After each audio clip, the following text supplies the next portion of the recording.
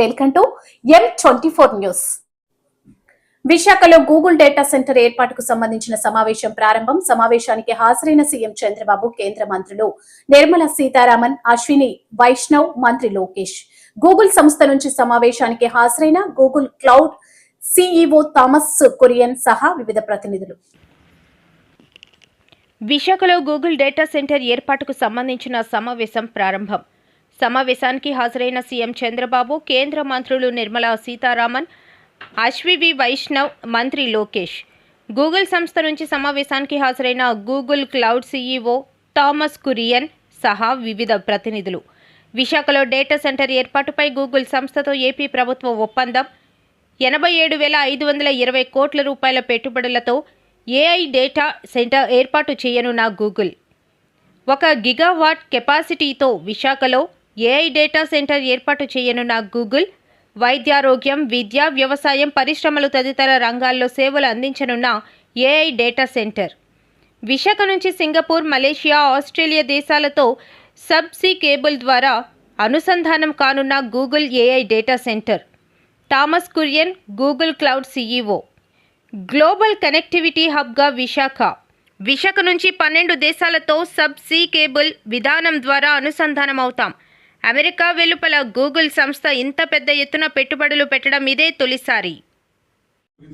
ఆయన కూడా ఈ ప్రభుత్వాన్ని సహకరిస్తా ఉన్నారు. ఏమున్నా ఇక్కడ ముందు రాష్ట్ర అభివృద్ధి చెందితే మన అందరం కూడా తర్వాత అభివృద్ధి చెందొచ్చు, రాజకీయాలు తీసుకోవచ్చు అనే ఒక పద్ధతిలో వెళ్తున్నారు. కాబట్టి మీ అందరి సహకారం కూడా వారికి కావాలని చెప్పి కోరుతూ మరి 2 విషయాలు కూడా మీకు చెప్పి మీ ముందు కూర్చొని అవకాశం ఇచ్చేది మరొకసారి ధన్యవాదాలు తెలియజేస్తూ, మీరు కూడా మరి ఈ రాష్ట్రానికి కావాల్సిన బలాన్ని మీరు ఇవ్వాలని, ఈ ప్రభుత్వానికి కావాల్సిన బలాన్ని మీరు అందరూ కూడా ఇవ్వాలని చెప్పి మిమ్మల్ని కోరుతా ఉన్నాను. విశాఖపట్నం, గ్రేటర్ విశాఖ మీకు ఇందాకే చెప్పాను, మీరు ఇంకా రాలేదు. ఇప్పుడు సుమారు 20,000 ఎకరాలు జిల్లాకు 5,000 ఎకరాలు కేటాయించమని చెప్పి మన కాటమనేని భాస్కర్ రావు గారు మొన్న మీటింగ్లో లోకేష్ గారి సమక్షంలోనే ఎట్లా గ్యాదర్ చేయాలి, ఈ ల్యాండ్ ఎలా ఉపయోగపడుతుంది, ఎన్ని అవకాశాలు ఉంటాయని చెప్పి వివరించింది. దాని ద్వారా ఏమిటంటే ఎవరు పరిశ్రమ పెట్టినా ఇమీడియట్గా మనం 30 రోజుల్లోనే పర్మిషన్లు ఇప్పించి తద్వారా యువతకి ఎన్నో అవకాశాలు ఉంటాయి. దాని ద్వారా ఆర్థికాభివృద్ధి జరుగుతుంది. ఈ 3 జిల్లాలు కూడా ఉమ్మడి జిల్లాలు ఆల్మోస్ట్ 100 కిలోమీటర్స్ లోపలే ఉన్నాయి. సో ఇది పెద్ద భారం కాదు. ఇవాళ ఎయిర్పోర్ట్ సెంట్రలైజ్ అయి ఉంది. అటు సగం దారికి, ఇటు సగం దారికి. ఇది మన పాయకరాపేట వరకు ఎంత దూరంలో ఉన్నామో అటు ఇచ్చాపురం వరకు కూడా అంతే దూరంలో ఉంది.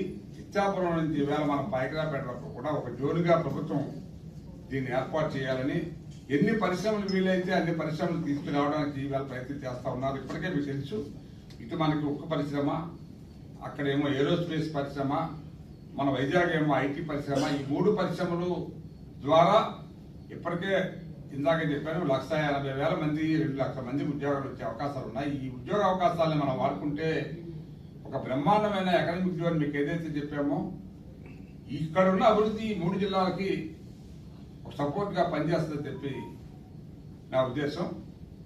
సో ఈవేళ ఎవరినైనా బెదిరించి వాటాలు అడగడానికి డబ్బులు తీసుకొని, లేకపోతే మీరు ఇక్కడ వాటాలు ఇవ్వకపోతే మీకు భూమి ఇవ్వమని అటువంటి ఆలోచన లేని ప్రభుత్వం ఉంది. కాబట్టి ఇవాళ 99 పైసలకే ఎవరైనా దర్జాగా ఉద్యోగాలు ఇస్తామని ధైర్యంగా చెప్పగలిగితే వాళ్ళకి ఎంత ల్యాండ్ కావాలంటే అంత ల్యాండ్ ఈవేళ ప్రభుత్వం కేటాయిస్తుంది. ఎంత తొందరగా అంటే అంత తొందరగా.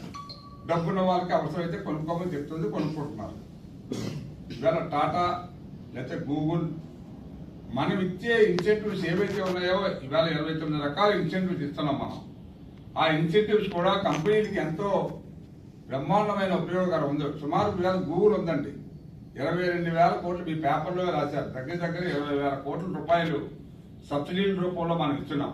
అంటే ప్రభుత్వానికి ఎంత లాస్ అయినా కూడా ప్రజలకి, యువతకి ఎంత ఎంప్లాయ్మెంట్ రావాలో అంతే ఎంప్లాయ్మెంట్ వస్తే వాళ్ళు ప్రభుత్వం పెద్దలు ఎవరైతే ముఖ్యమంత్రి గారు ఈవేళ పరిపాలన చేస్తున్న ఈ లోకేష్ గారు కానీ లేకపోతే పవన్ కళ్యాణ్ కానీ వారికి ఏ సాయమైనా చేయడానికి సిద్ధంగా ఉన్నామని చెప్పి ప్రపంచానికి ఒక